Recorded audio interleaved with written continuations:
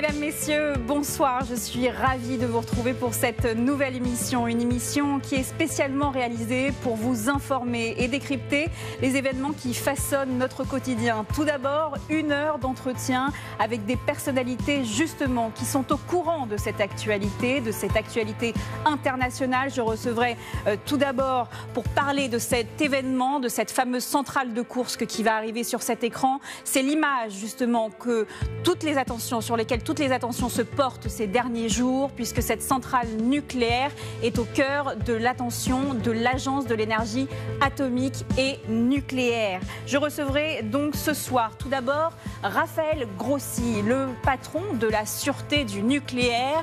Il est là, il sera avec nous, il sera notre invité ce soir et il nous racontera sa première expérience après sa première inspection de cette fameuse centrale de Koursk. Et puis ils sont nos yeux et nos oreilles, ils représentent l'ADN même et l'information la plus fiable. Nous ferons le point avec nos reporters de terrain, Marianne Kotonov qui revient tout juste de la région de Soumy, région frontalière avec la Russie. Et puis nous retrouverons également Jérôme Garraud dans une interview croisée qui sera en direct de Moscou. Et puis nous parlerons de ces fameux F-16 et du patron de l'armée de l'air ukrainienne qui a été limogé ce soir avec le général Paloméros, ancien commandant et chef d'état-major des forces de l'armée de l'air. Voilà le programme pour ce soir. On se retrouve dans un instant après la pub.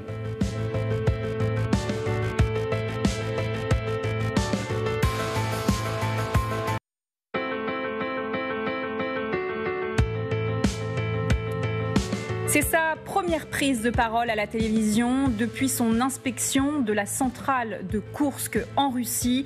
Et c'est une exclusivité ce soir sur LCI.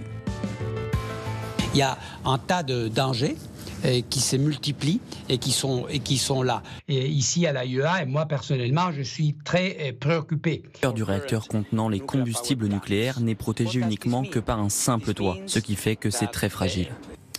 Raphaël Grossi, bonsoir. Vous êtes le patron de la sûreté nucléaire dans le monde. Vous êtes la seule voix qui compte quand il s'agit du nucléaire. Quand on voit les dossiers que vous avez à traiter, Iran, Russie, incursion ukrainienne sur le territoire russe, on se demande clairement si l'hypothèse d'une guerre nucléaire est crédible à l'instant présent.